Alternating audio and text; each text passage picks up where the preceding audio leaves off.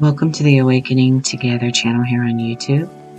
This is one of our live Satsangs that take place in our sanctuary. If you want more information about our community, Awakening Together, then please visit our website, which is awakening-together.org. This time, a live Satsang with Deborah L. Johnson. She was interviewed by Reverend Walden. We hope you enjoy the Satsang. I guess that's my cue. All right.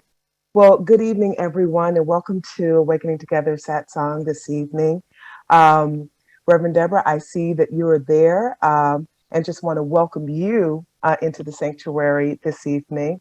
I have the pleasure of interviewing, and I really don't want to use that word, chatting with you would be better this evening. And I'm super excited to do that. And before we kind of dive into the conversation, I have been a regular live streamer of your services for years. Ever since I saw you at Agape one Sunday morning during the service. And I've been a regular follower ever since, or at least a participant. And your teachings and your ministry has certainly been near and dear to my heart. So I just want to welcome you.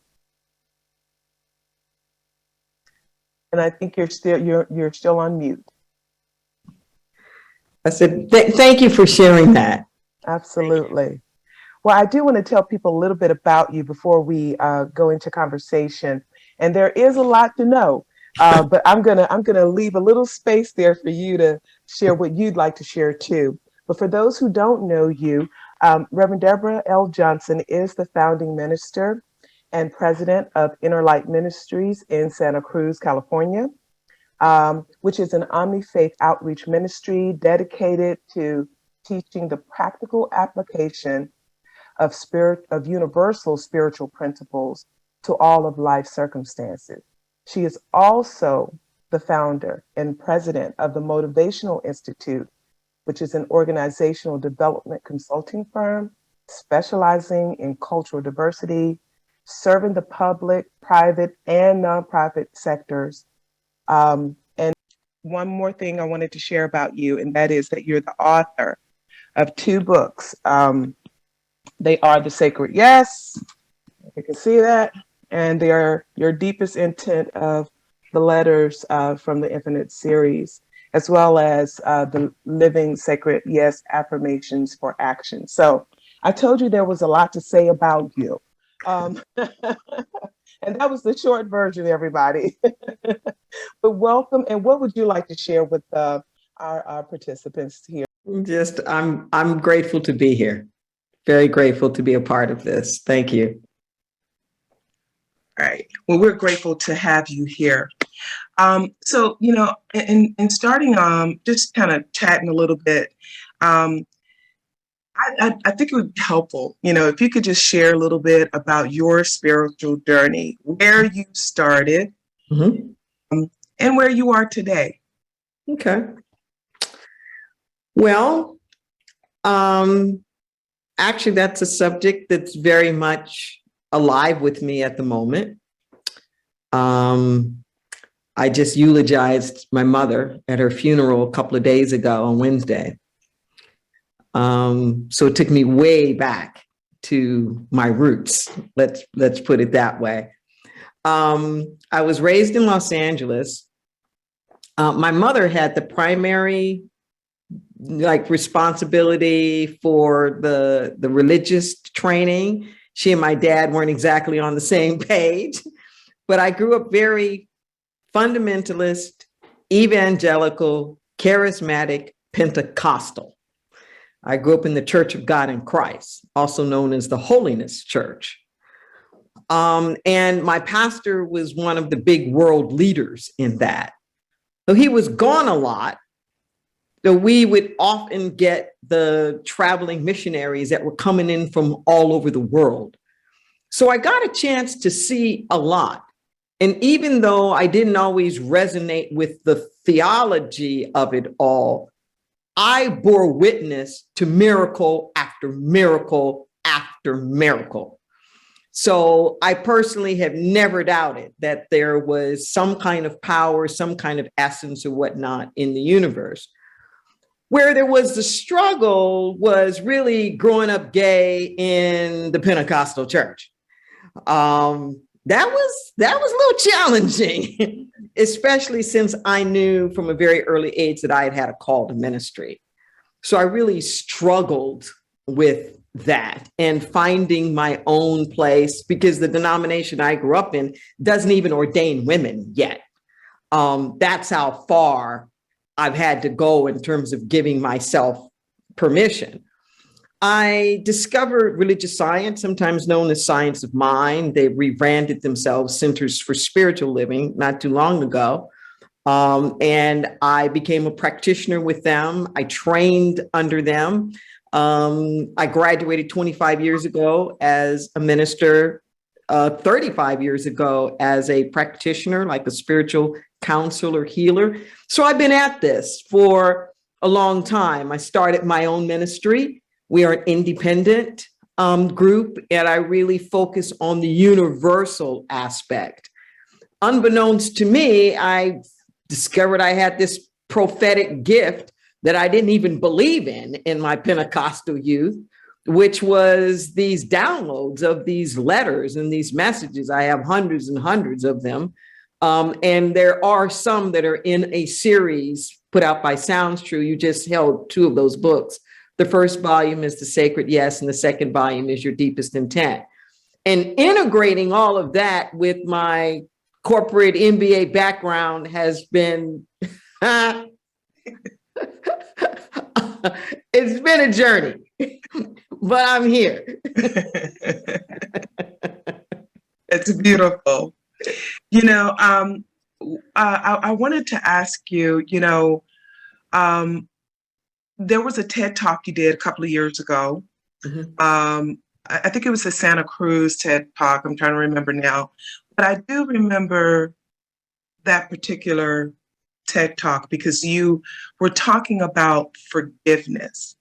That was the Berkeley one. Was that the Berkeley one? Okay. The Berkeley's TED Talk was one that was really focused on forgiveness and why we should forgive. And I wanted to see if you would be interested in just sharing a little bit about your take on forgiveness. There is this alter ego person better known as Wilhelmina. You all haven't met Wilhelmina yet. You might tonight. I don't know.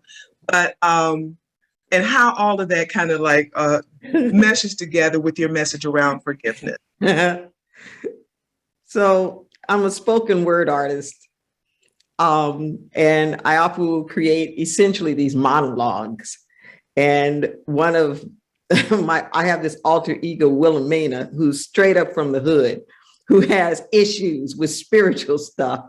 I call her our emotional ventriloquist because she blurts out what everybody else is thinking and feeling. So it's a good mirror reflection of us all. What I would say about forgiveness is I think that it is an oft misunderstood concept and term. We tend to think of forgiveness as something that we do for somebody else, something that we do on behalf of someone else. And that's really not the case. What forgiveness does is it shifts your relationship to what has happened and what has gone on and dislodges you from the sense of you being under its impact and its influence. It is equivalent to what we were just heard, I was hearing about meditation, that you become aware of so you can turn your attention around. So the forgiveness is actually the gift that you give yourself. It's the gift that you give yourself. And here's the thing, that love and forgiveness are flip sides of the same coin. What we call unconditional loving is being in a state of perpetual forgiveness. Now, the reason why I bring that up is because most of us put forgiveness on the back end.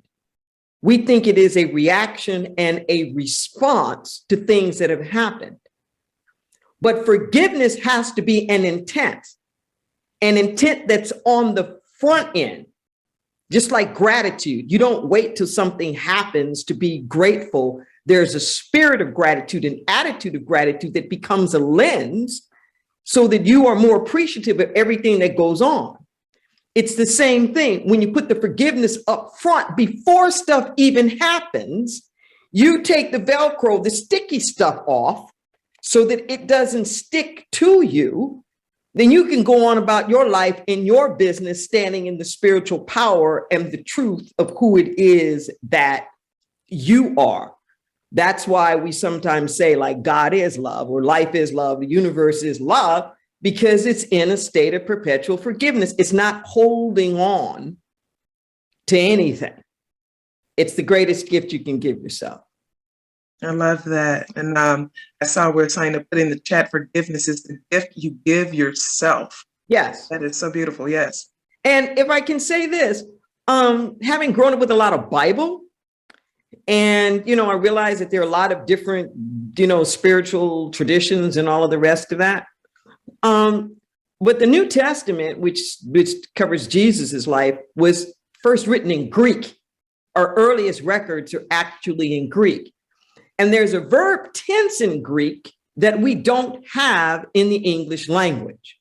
It's called the present imperative, which means to do something continuously and repeated. So it's in the language itself. And whenever Jesus is being quoted as saying love, forgive, or anything like that, it's continuous and repeated. So we think of mastery is when we've done something so often we don't have to do it anymore. Mm. But mastery is when it's so ingrained, you don't have to think about it anymore because you've so embodied it. Mm-hmm. So there's always other levels of forgiveness. It's not something you check off the to-do list because you grow, you mature, you have greater understanding.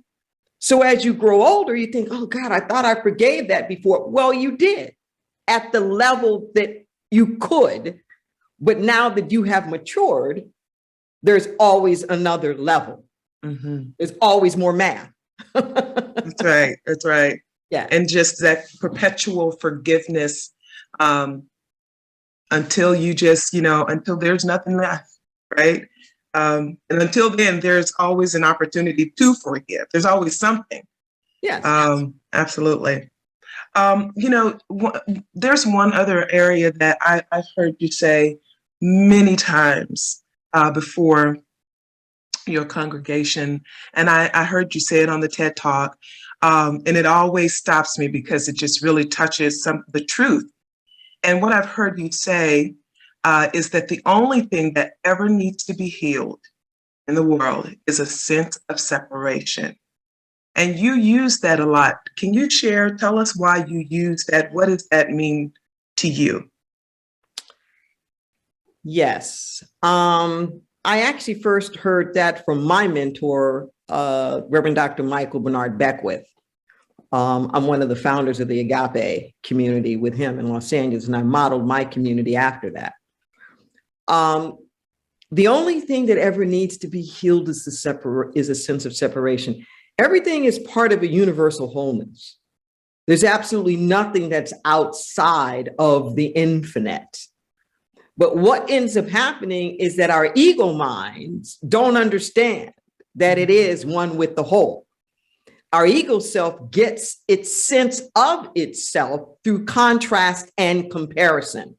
Mm-hmm. So it's forever looking for places of differentiation, but it fails to understand that being individualized doesn't mean that you are separate and distinct in the sense of not being connected anymore. Whenever you look at your life, any problems that we have on a personal level or the collective level is always born out of a sense of separation. Separation from our good, our wealth, our health, security, each other, ourselves, God. And with that sense of separation, or the universe, however you define it, with that sense of separation, we start putting in human measurements to try to fill in that gap. Yeah. How's that working for you? Or us? And it's just a sense of separation. Okay. It's not real. It's not real. And all of healing is always the journey back to oneness. Now, the reason why this is so important is that our lives are not governed by the facts of our lives. Our lives are governed by our stories. It's our narratives. It's our interpretation of the facts. It is, in fact, how we name it. So if you go into therapy, you go into recovery, you go into any kind of healing program, they're not trying to undo the facts. You can't unring the bell. But what they are helping you to do is to shift your narrative about it, to shift how you think about it, how you were naming it, and particularly to get your power back, so to speak, because in our narratives, we disempower our own selves. we collude with the oppressions, the lack, the limitation, or whatever that is.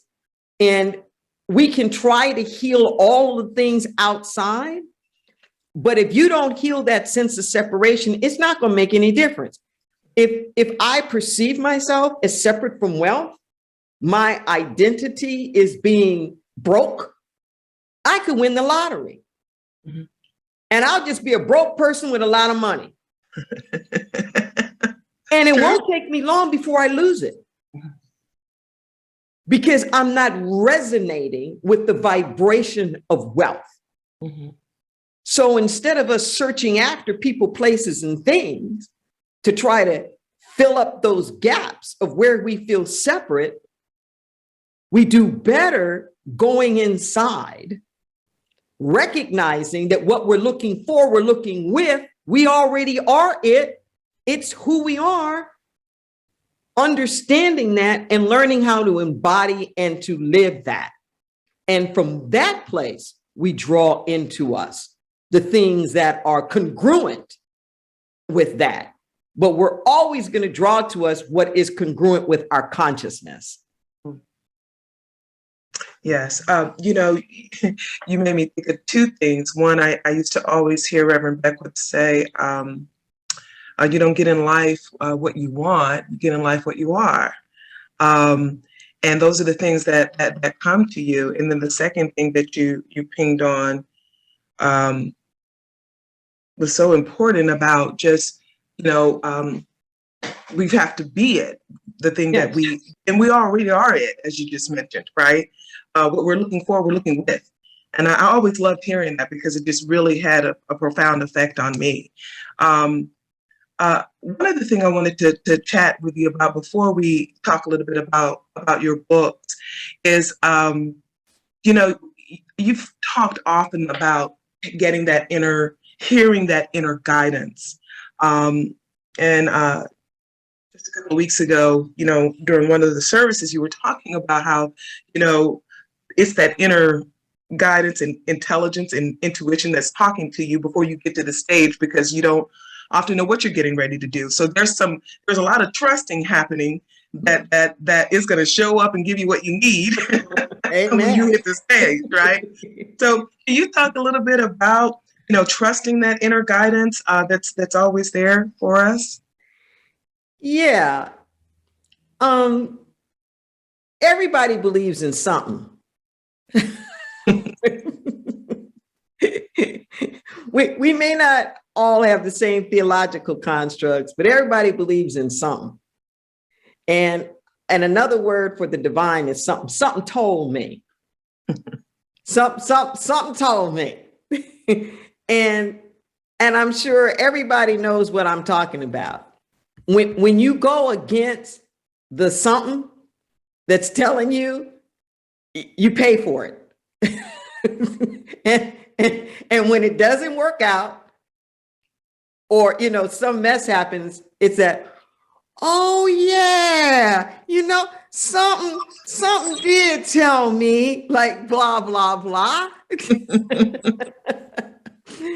And what I've learned is, one, to trust it,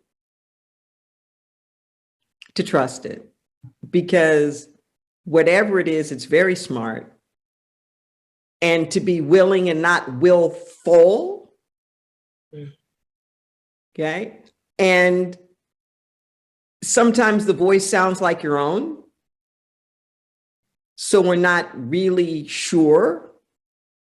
But for my own life, I've learned a few things. That voice is always affirmative. It doesn't tell you so much like what not to do. That's an overlay interpretation that I put on it. So let's say, for example, I'm driving along and all of a sudden I get this urge not to move forward and go into that intersection. Okay. Chances are something inside said, wait. Or just stop. Not, don't go in there. if that makes sense. That it's like, it's usually very affirmative. Two, it doesn't defend itself. It doesn't give you a whole bunch of rationale and explanations and wherefores and whys and hypotheses and justifications. It's just very simple. It is relentless and persistent. Okay. It will not stop. And if you don't hear it the first time, it's going to come back a second time and a third time and like a fourth time. And what I have learned, there's actually a companion to that series that you were talking about, the Letters from the Infinite. It's a musical companion called Singing the Sacred Yes. I co-wrote half the songs in there with my ex-wife, Valerie Joy. It's actually under her name. But the first song that we ever wrote together is called A Whisper Is Enough. Mm-hmm. And it is one of those spirit letters that's put to music. One of my favorite lines in that whole series, thousands and thousands of pages, is drama is optional. Mm-hmm. Drama is optional. And I have found in my own life that the more I pay attention, listen, and act on it, actually act on it, the better my life is. Mm. It makes me wonder why I'm hard-headed. Why any of us are hard-headed. Yeah. So now my practice is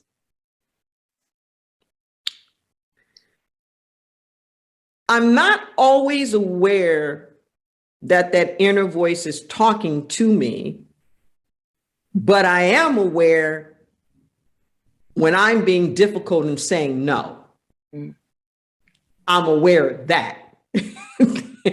And I catch myself more now. So an example I'll use quite often, because it happens to me all the time, something says, take your umbrella. And I'll be like, no, I don't think it's going to rain today. Take your umbrella. Then I go get my phone, check up the weather. Oh, well,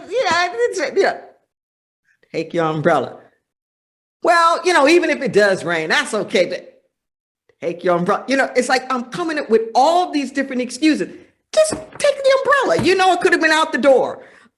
So now I'm just learning to watch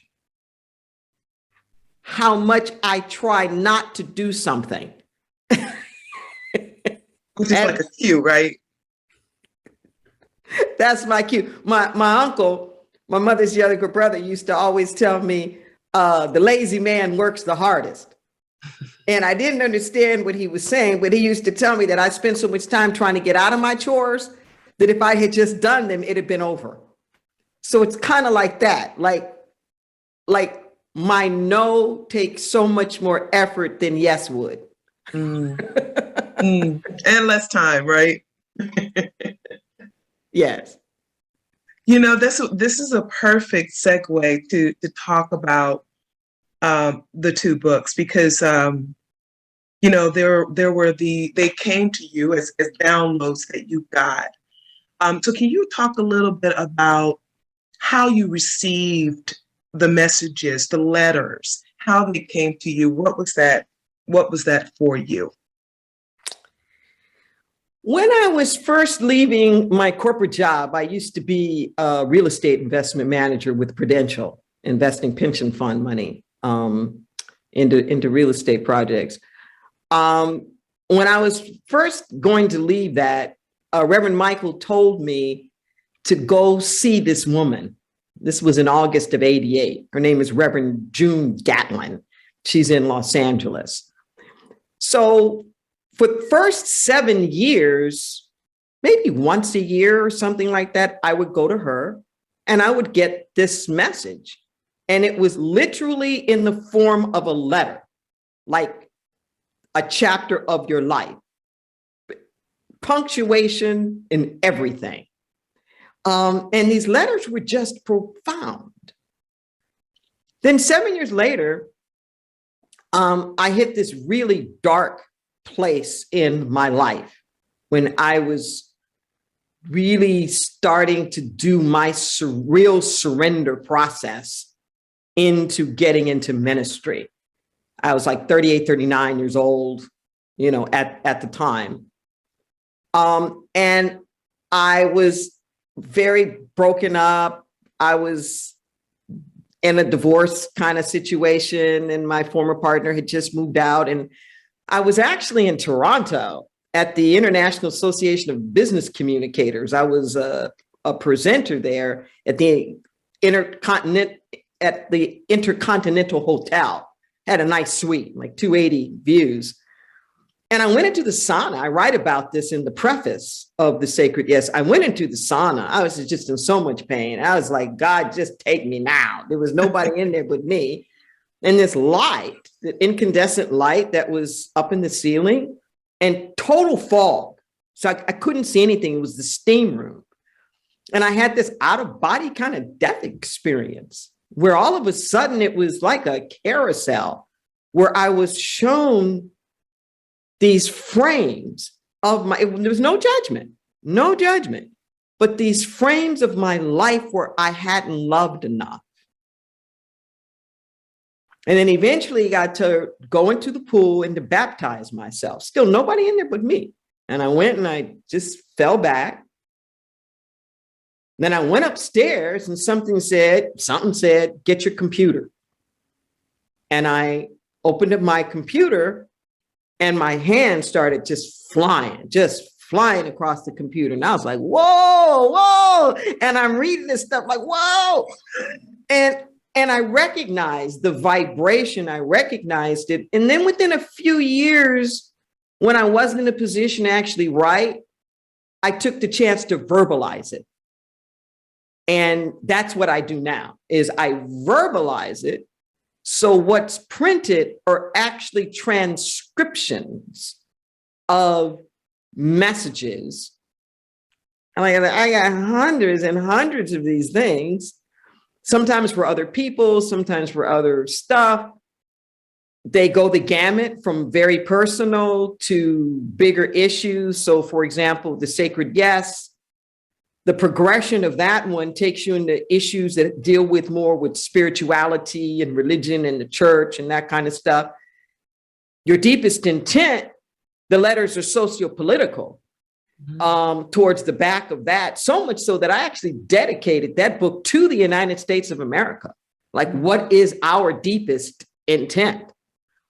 And the letters are really, they're honestly profound. And I haven't found a thing yet that I can argue with, which is amazing. For decades, I can't argue with any of it. The Sacred Yes has been out for 20 years now.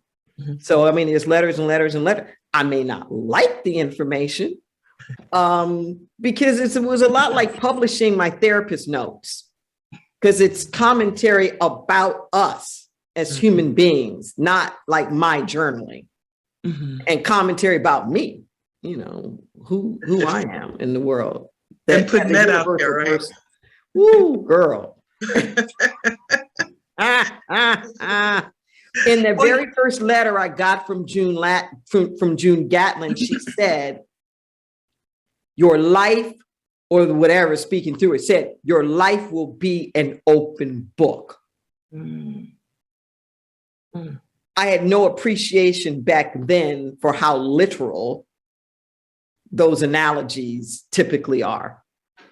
Well, I know, you know, as I have, you know, skimmed through your deepest intent, there are so many wonderful areas that just is worth sitting back and contemplating, you know. But that's all you do with it.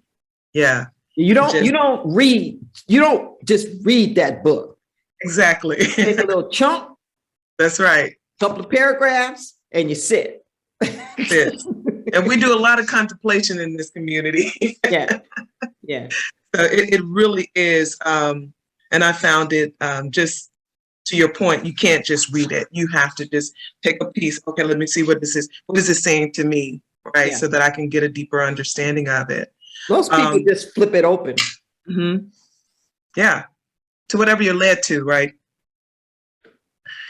Yeah. So, you know, and thank you for sharing that about both of these books. And I'm sure we'll put in the chat where people can access it. I think you can probably order them on Amazon. I think that's where I got mine from, right? Yeah, you know, the demand has been so high, you can't find like the hardbacks and whatnot anymore. But I can if you contact me or even go to my website, if you go to info at deboraljohnson.org, you know, we'll make sure we hook you up. Yeah. I'm just now going to another fulfillment house I have some excess inventory that I've just shipped over there so it can like start circulating some more. But yeah, I do have excess inventory of the Sacred Yes. Unfortunately, I don't have excess inventory of your deepest intent. However, both you can get electronic versions on any of the books, you know, online bookstores. Or like a Kindle or something. Yeah. But I do have the hardbacks that I'm more than happy to ship to people. Absolutely. You know, there was one other question I wanted to ask you about, and that is, I've heard you mention several times also about a shift in consciousness. Can you talk a little bit about the sense of a shift in our consciousness on the planet at this moment? Yeah.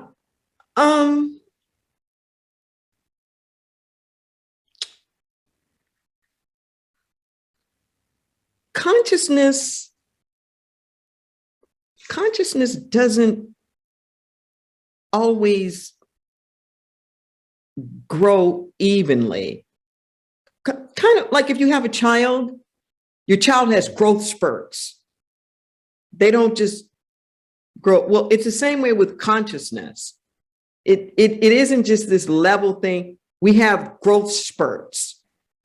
And for whatever reason, there's an energetic quickening in the cosmic field right now. Anybody that's awake for at least the past 5 to 6 years, you felt it. It just seems like everything is moving faster. And it is. And that includes sort of like our consciousness. And we're at this extraordinary evolutionary moment. And I want to make it very plain to people. Now is not the time to be afraid. Now is not the time to be scared or fearful, bullied, or anything like that, that those of us who have been meditating on and praying for and working towards global transformation, we've helped usher in this moment. See, anything unlike what you want to manifest has to come up to be healed. I was talking before about forgiveness and love. Okay. People think a commitment to be unconditionally loving is a commitment to live in bliss. Mm-hmm. Your commitment to be unconditionally loving is your contract to become intimately familiar with every condition you have ever put on love. Because the only way you're going to get to be unconditionally forgiving is to learn to get over your conditions. It's the same way that the only way we're going to make it to that world that works for everyone, we got to deal with what's not working. But you can't heal what you don't feel. You can't heal what you don't feel. So there's this wonderful moment now where we're feeling all of it. And yes, it hurts, but I would rather us live in the pain of the experience of racism. I'm not going to call it a reality because it has no isness, but I would rather us live in that pain to do something about it than to keep being in denial that it doesn't exist. Because when you don't know things exist, you can't do anything about it. You can't go into recovery if you're in denial that you're an alcoholic. So it is important that we experience the discomfort. It is important that we keep rising above it and transcending it and not becoming immobilized by it. Mm-hmm. Because despair and giving up, that's one of the weapons that's used to try to discourage the conscious. Mm. Don't be bamboozled. Don't fall for the okie doke. Now is the time to stay awake and to be happy that we are here for such a time as this. The world needs you awake right now, not afraid. Wow, that is, you could just put a period right there. Don't be bamboozled. And something about that, Reverend Deborah, really just, it just really touches my soul in such a deep, profound way because, and I've heard, this is one of the things that just when I listen to you talk, I'm like, oh, I feel every bit of what you're saying. Like I can feel that what you're saying is truth. And because it's like, it's unapologetic in many ways in terms of just, standing in the truth and not being afraid to do so. And that just really, really is very inspiring to me. Well, a couple of weeks ago on the 9th, I turned 66. I ain't Happy got belated time. birthday. Thank you. I just don't have time anymore to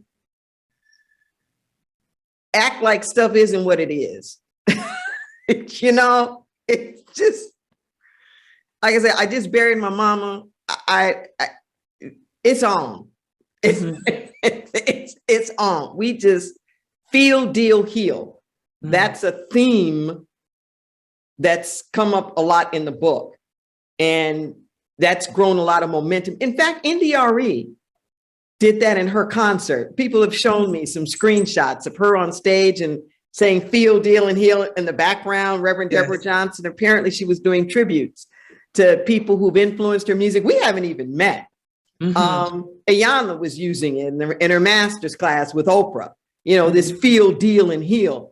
And that's what it's all about. And the meditation practice allows you to feel. It allows you to get in touch. It allows you to deal with the stuff that's going on inside so you can heal it. And since you were, went there about meditation, and how important that is, can you speak a little bit more about how that supports you on your spiritual journey? That having a consistent meditation practice. Yes. Linguistically speaking, the etymology of the word meditation comes from to become aware, to become aware of things. It is important that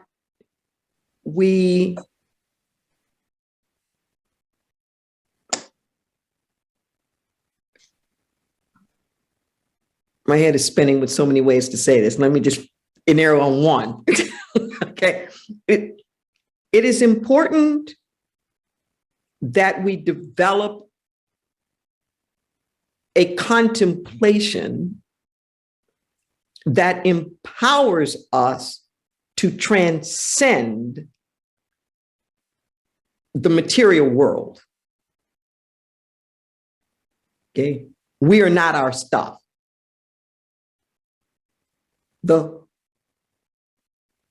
We tend to confuse the context of our life with content. The context is whatever, your profile, your profession, your relationships, and all the rest of that. And when we make that the content, then we're constantly stressing out and being governed by those things.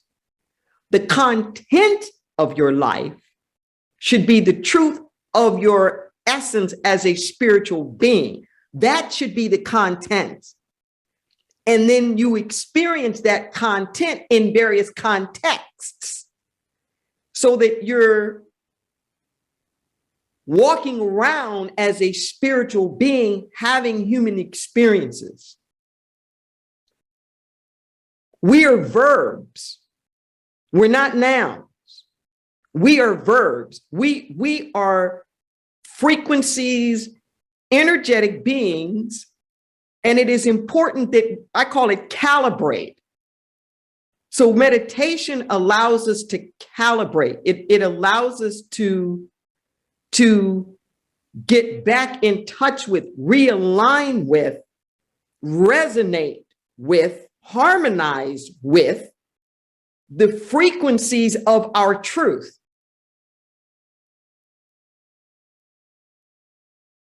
So it's like listening to a pitchfork. If you're a musician and you keep moving the guitar strings or whatnot, or the piano until you vibrate with that, because that's where the healing comes. That's where the strength comes.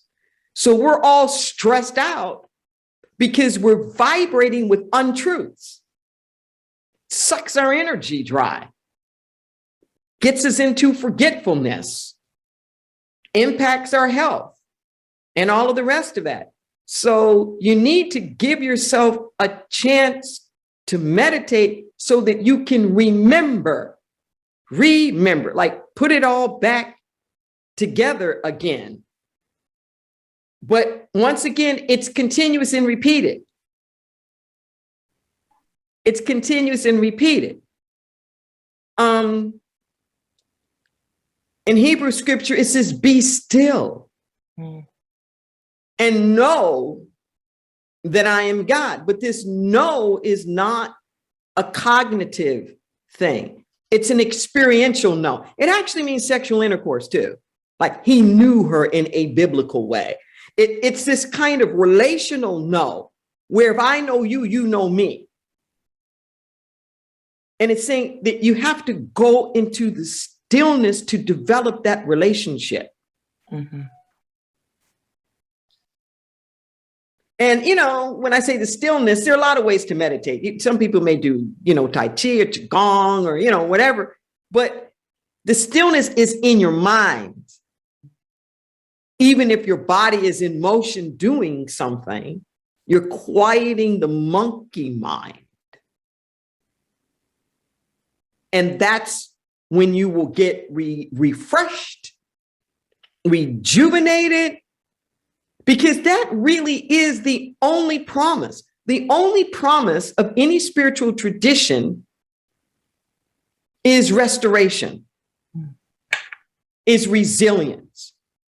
You're not promised a rose garden, life happens, injury, illness, we're all, you know, we're out of here, death, divorce, every relationship, marriage ends. I mean, we're all going to go through the same stuff, but if you stay grounded, you won't be crushed by it.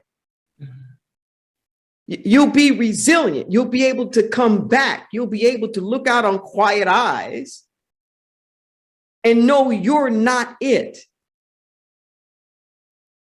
And you have to give yourself permission to do that. And I dare say in this day and age, because we are subjected to an unprecedented amount of information and stress and energy. You know, right now there are thousands of radio stations and these airwaves, they impact us all over the place.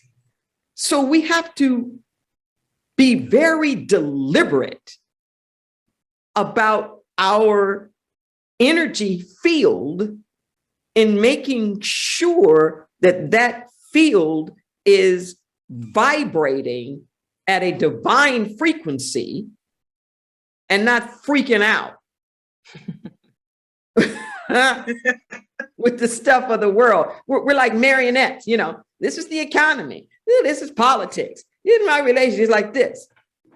Yeah. And the meditation will like cut it, snap those strings so that you can, boom, you know, you can be centered. Mm-hmm. And it's like you said, being deliberate in our energy, which is also like being deliberate in your spiritual practice, right? Yes. Being very deliberate about that. Yes. Being deliberate about your aspiration to wake up. Yes. You know, all of that has some form of being deliberate about it. Exactly. And not what I always say, willy-nilly. No. You know, the word discipline and disciple have the same root. And we think of discipline sometimes as something that's put upon us or something bad, but discipline is the act of discipleship. When you're a disciple, you're wholeheartedly involved in doing something. Okay. And it is very important. Once again, in this society, we are becoming less and less disciplined, you know, with attention spans of a nanosecond. Mm-hmm. And all of that being exploited for commercial purposes. So that deliberate, the focus, we pride ourselves in multitasking, but we're not the strongest then. We're the strongest when it's like martial arts. Martial arts isn't about brute force, it's about focus.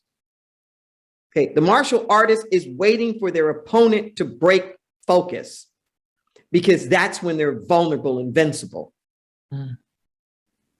You know, there's a way that we pride ourselves these days in multitasking, but in that multitasking, it's energy leaks.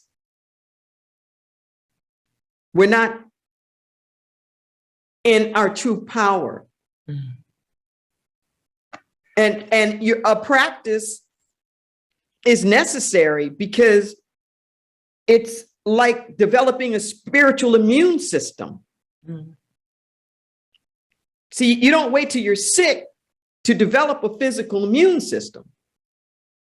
And to develop a physical immune system, you need certain things. You know, you need food, you need exercise, you need rest, and they don't substitute for each other. You can't trade sleep for food and food for exercise. You need them all. Yes. Okay. So the same thing with your spiritual immune system.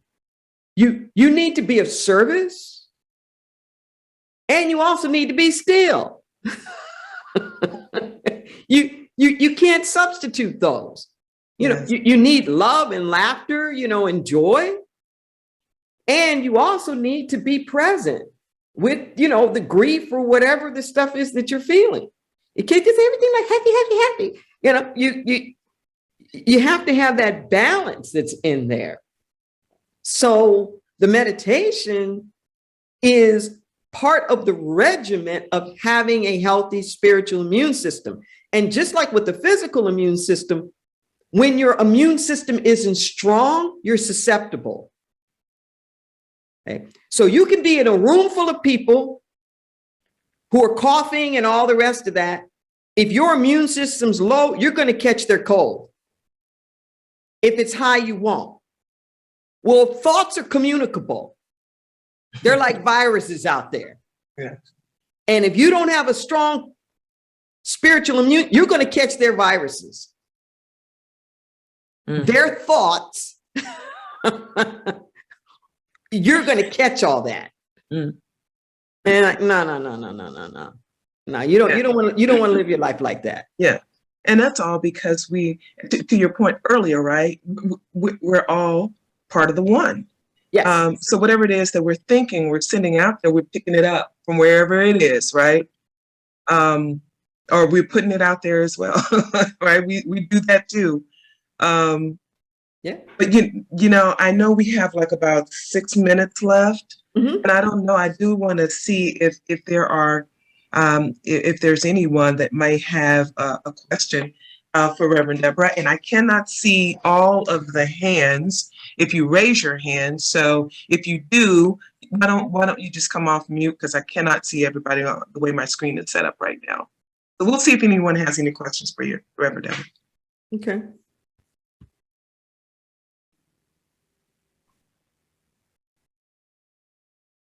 Oh, we do? All right. So I was just made aware that we have a lot longer than I thought we had, Reverend Deborah. So, well, so I don't see any questions right now, but maybe people will have some a little later on. You know, one of the things that we talk about a lot in Awakening Together, you know, is being on a spiritual journey to awaken to who we truly are. And I'd like for you to kind of like share a little bit about that as you share that with your congregation, and the way that you share that message with them, you know, because there is, you know, thinking who you think you are now, right? Whatever this mind tells you, because our minds tells us we're a lot of things, but there is also waking up to your true self, right? Which is a journey. That just doesn't happen. Well, I can't say that, because maybe for some people they wake up overnight and they got it, and they're there wherever there is for them. But for most people, you know, awakening is a journey, right? It happens over time. So how do you share that message with your congregants?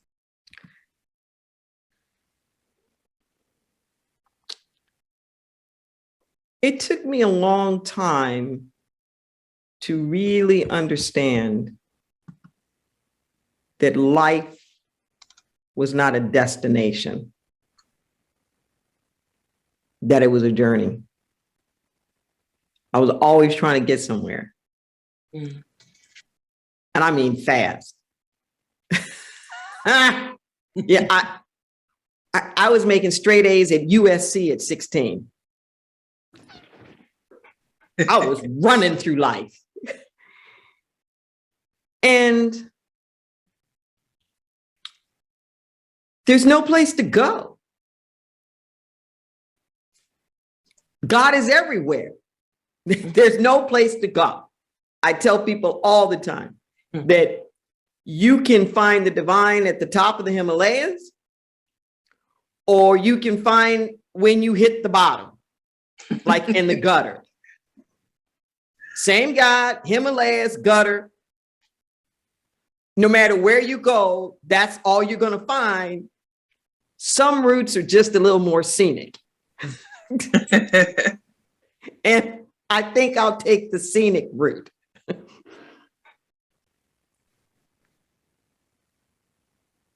That life isn't about what we accumulate. It's about who we become on the journey. Mm-hmm. And I had to learn that if I didn't like the journey of life itself, then I didn't like life. Mm. I wanted to live, but I was told to be afraid of life. Mm-hmm. That's how I was taught. I was taught there were warring gods out there. You know, there was a devil that was always out to get you and to like make things hard. Mm-hmm. And, you know, all the socio-political stuff that's going on up there. You know, I'm of that age of coming out of, you know, coming into my own, you know, like the 60s and the 70s.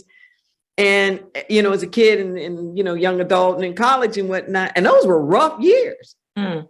I mean, it was everything. You know, it was the feminist movement and the Black Power and it was gay liberation movement and the Vietnam War. It was like all these things, you know, going on. And I was always trying to hedge against life. I don't know if he really said it or not, but Einstein is credited with saying that one of the greatest decisions you'll ever make in life is whether you think the universe is friendly or not. Mm.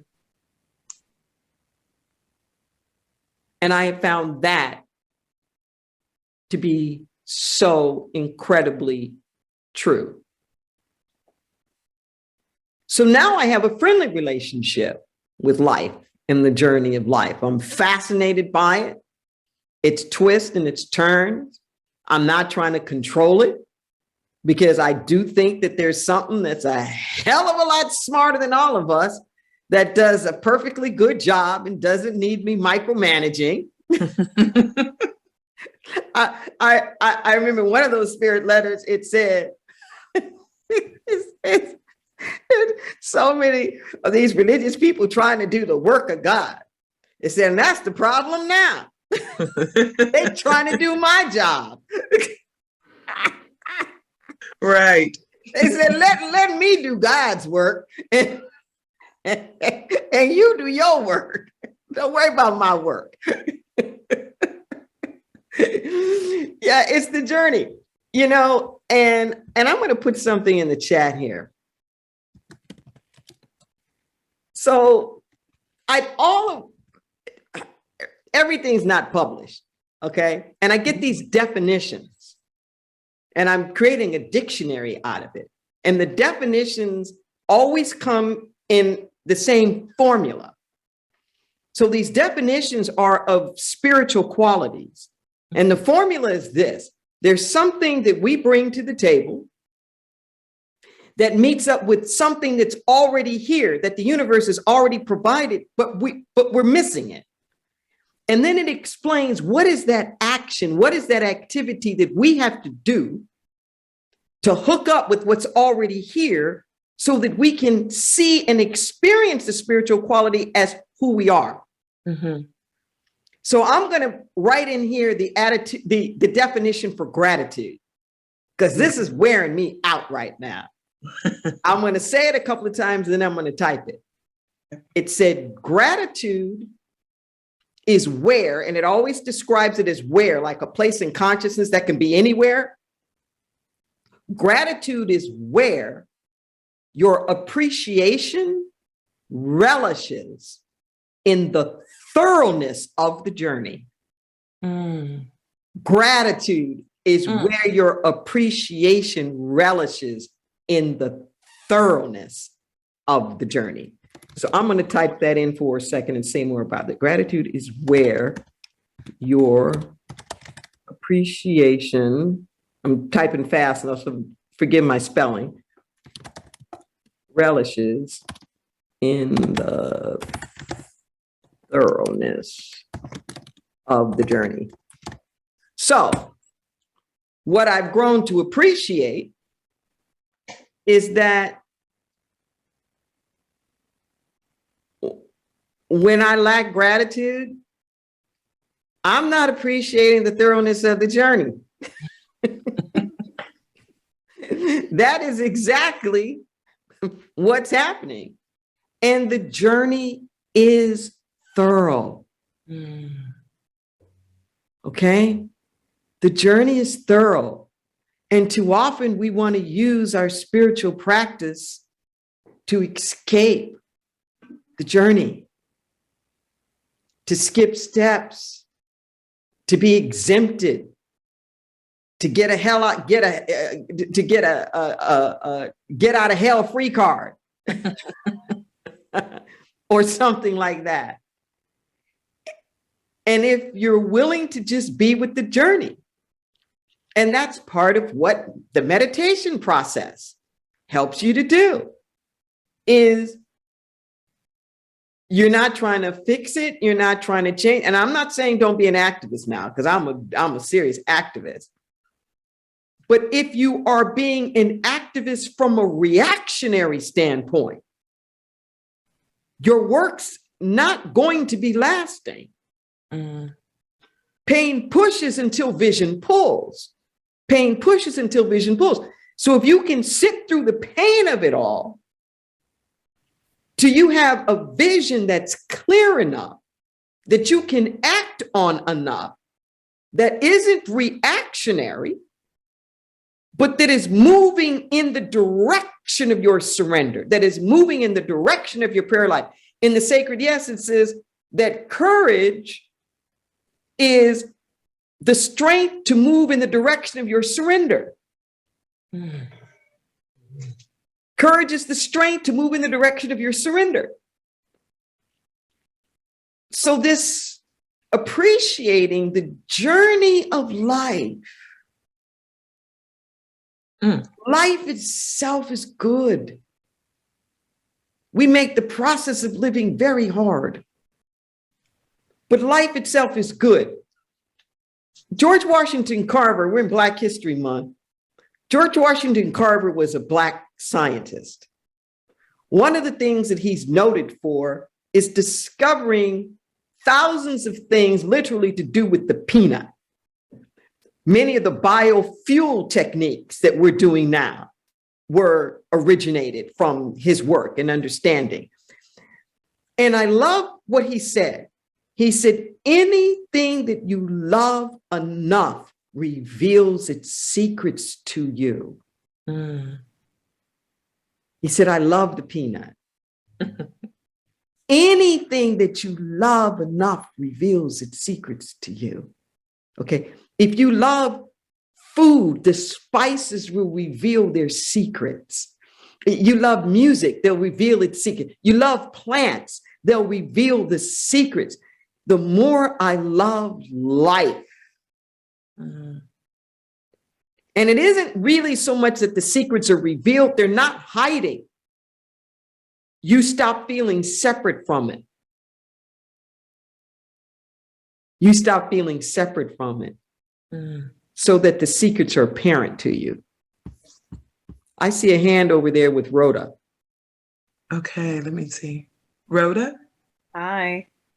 Hi, Rev Deb. Hi, Jackie. Hey there. Thank you. Thank you. Gosh, the question I had seems to have gone by the wayside with that last little, anything you love enough will reveal its secrets to you. I guess one of the things that is coming up for me in this moment, and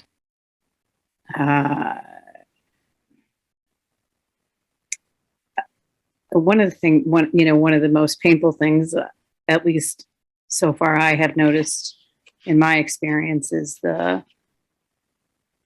grief. And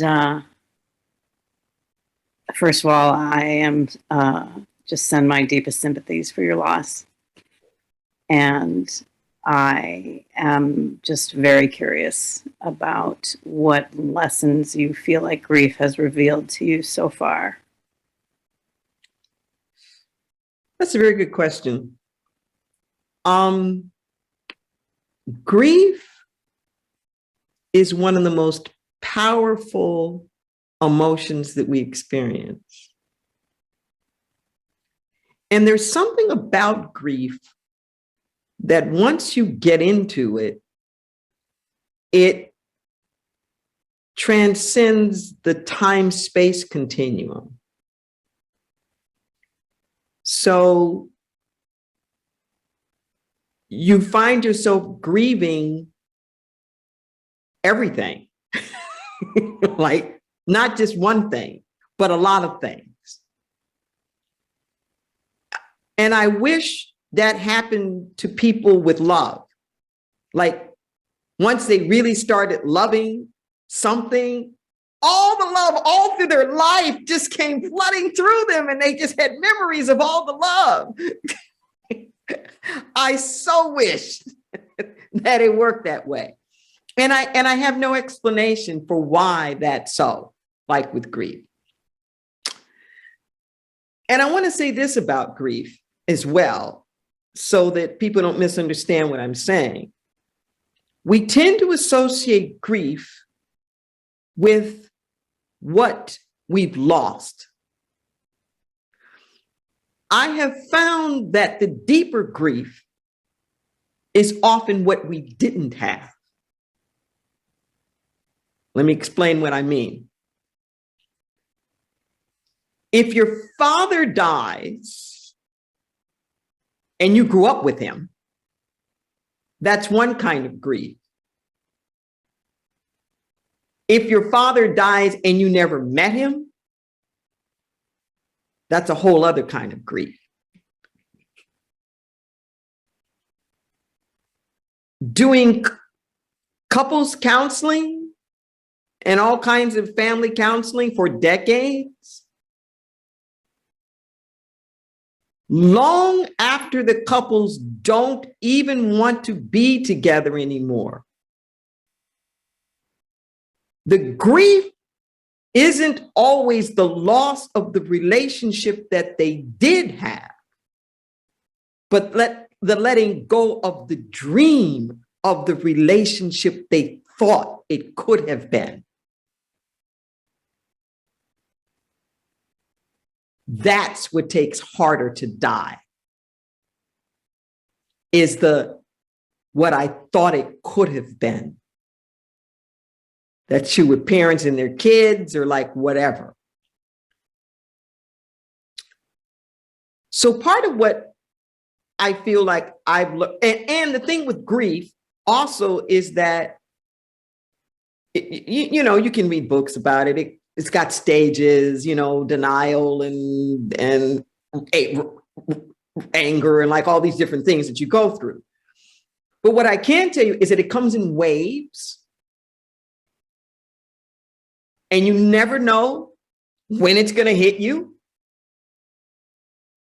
I would say treat it like somebody in the ocean, where they just kind of go into it and it washes over them. If you try to hold up against it, it will bowl you over. Just kind of roll with it and whatnot as it comes. What I have learned through grief is to appreciate the thoroughness of the journey. Okay? Because grief makes you think about a lot of things. And it makes you see stuff. It expands my heart, because I feel more. Even the sense of the vulnerability or not wanting to be where I am, my capacity to feel enlarges with grief. My sheer capacity to hold more of life and life's experience. For myself, I have found that grief expands my compassion a lot. Because in that grief, I start to become so aware of what other people have gone through.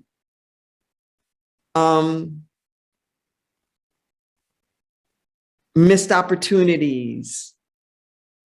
There's a shared experience that comes with grief. And it's not the most fun thing in the world, but I have learned through the years how to manage it so I don't feel like it's gonna, suck me under for like all eternity. But I will tell you this, I've spent over 20 years going inside prisons and working with inmates there very closely. And as fate would have it, they've all been men's prisons. One in particular that we've gone to the most in California. We mistake rage and anger for grief. I've noticed that in riots too. Being a Black person, as many times as we've rioted, a lot of times it's grief. And we don't know what to do with the grief. And it comes out sideways as rage and anger. And I dare say a lot of those guys are in prison over stuff that they did when they didn't know how to grieve.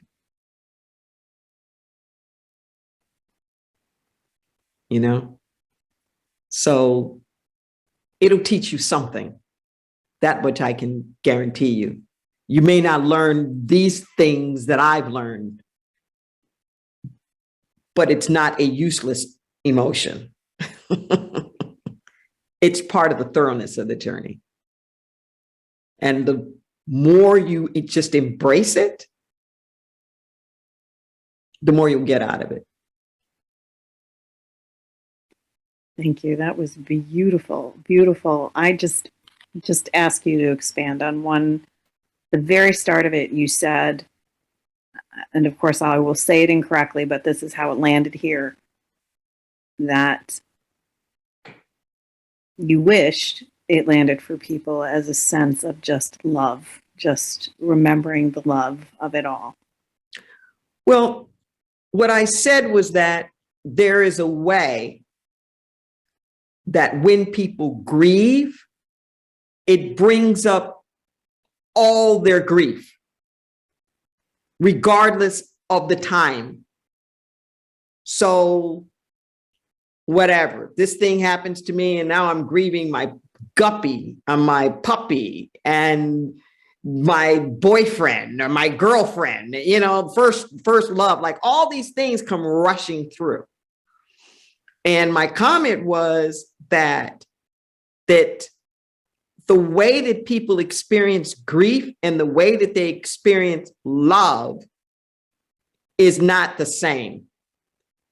And that I wish that when people started to feel a little bit of love, that it overwhelmed them as much as grief does. That it brought to memory all of the other love that they have experienced. That was my point, is that I wish, and I don't know why, I have no idea why the reaction, at least here in America, that's the only place I've ever lived, tends to be differentiated between those two. Thank you for clarifying that. I appreciate it. Yeah. Beautiful. Thank you. You know, I really did want to go back and ping a little bit on something you were mentioning earlier. I'm going to find it was in the chat that Anna put. Yeah, about gratitude and appreciation is where your appreciation relishes in the thoroughness of the journey. And you, I don't know if it's safe to say that you've been on a journey from leaving the physical space where you all were with Inner Light, and the changes there. And then just listening to what you've said before about the different stages of changes, and still being able to be grateful for wherever you are. So could you talk a little bit about making that shift from, you were in a space at one point with your ministry, physical space, and now you've had to shift. Life has happened in a way where you've had to shift to doing things a little differently. So could you share a little bit about your journey with that with us? Yes. So back in 2003, my spiritual community, Inner Light, bought a church property. We had been visioning, and this was it. I mean, there was no question. Like, this was to be, our place. So we've been here since then. We decided for various reasons to sell the property. And it literally has taken 6 years, 4 escrows and 6 years for the property to close escrow with the approvals for another development here. It's 3.5 acres. It's 2 buildings, about 15,000 square feet. Escrow closed at the end of September 2021, and we have to be out of here by the end of April. We were able to stay an extra 6 months, like rent free. So we're physically still here, but in that process of letting the stuff go, because we're not going to go into another center, like this. There's going to be a 3-story senior assistant living complex here with about 70 beds. It's going to be a very, very good usage for the property. But it also means that everything's going to come down. The sanctuary seats about 600. It's in the round. It's very beautiful inside and acoustically sound, but the infrastructure of it's not. This whole facility, even the people who built it, vacated it 2 years before we found it. So the plumbing, the roofs, everything is just falling apart. I say it's like Lazarus. We raised this place from the dead another 20 years, and it's just crying out, let me go, let me go. So even if we were to stay here, we would have to rebuild the thing. But this is huge. This is a huge shift. I drove in from Los Angeles today. I told you I've been down there for my mother, and I just basically drove right into here. And I stopped at a friend's house along the way, and I said to her, I said, this is weird. It's 11 o'clock and my church service is airing right now, and I'm not there, and I'm completely disoriented from doing this thing that we've done every Sunday, and we're doing a lot of pre-recording now. But I tell you what's really happening. What's happening is following the breadcrumbs, so to speak. Life is changing. Life is shifting. We thought that we were going to be moving right before COVID hit, literally. And then that transaction fell through because of COVID.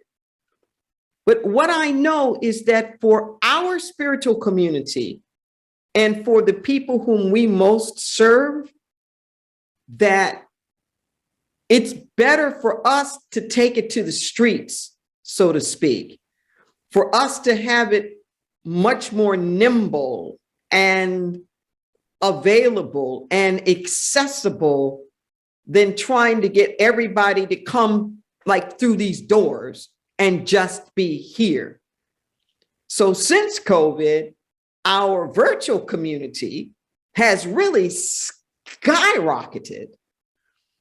And I'm a movement gal at heart. I really am. So as much as it pains me not to have this place, everything about us, we're finding other ways to do. So for example, our food bank, where we would pump out like 8,000 pounds of food every week on Thursdays. We're now going to team up with another church. And they actually have a whole section that can be like just ours. It's going to start this Thursday. So it's like everything will get done, but it may be done just a little bit differently. And what I know for me personally is that I'm not a parish priest, that my calling has always been global. My calling has always been bigger than a locale.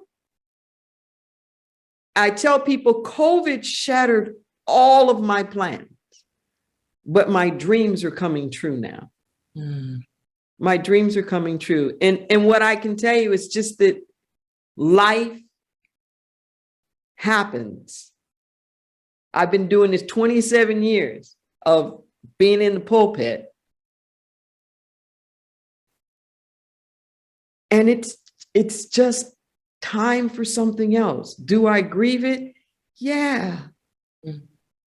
Yeah, all the time. I've had years now to like grieve it. I don't know how I'm going to feel when the wrecking balls come. I honestly don't. But what I do know is something that the Sacred Yes says in there, the Spirit Letters. It says you don't have to know where you're going to know you're headed in the right direction. So I don't know where all of this leads, but I know that we're headed in the right direction. Because the more that we have let go of the brick and mortar, the more creative we've become. And the more opportunities we've been engaging in. Mm-hmm. And I think that's true for all circumstances. If we have the courage to follow divine order and right action as part of the thoroughness of the journey, there's another line. It's a little tongue twister, but it's also in the Sacred Yes, where it says, in your willingness to be anything, you can be everything, even if it isn't the something you thought you wanted to be.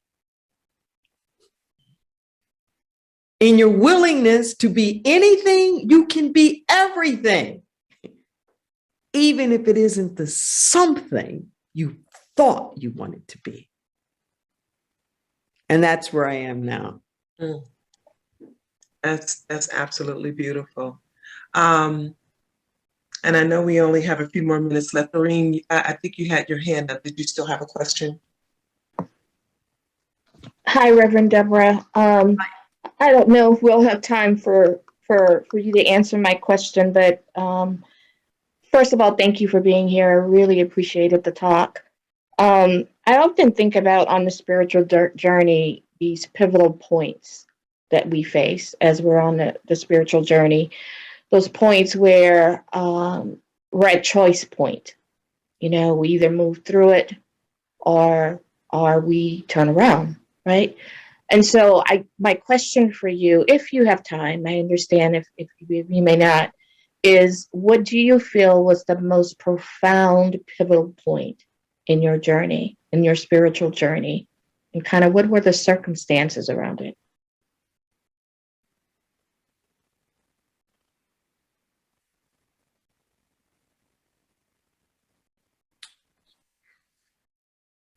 I'd say there have been a bunch of profound, pivotal turning points, but the one that I mentioned, when the letters started coming to me, when I was surrendering to ministry and having to come to grips with my life, I wasn't healed. I'd done a lot of spiritual bypass.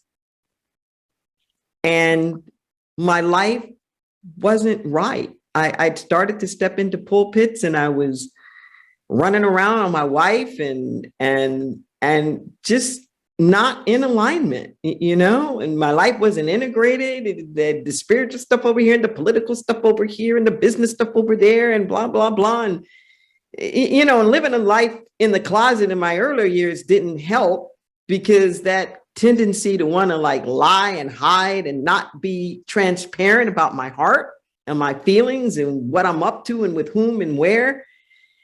Man, it's like all of that had to get really, really, really cleaned up. So it took surrender. It took years and years of therapy. It took the divine. It took spiritual practice. It took everything, because I didn't know I had an inner child. I had an inner family.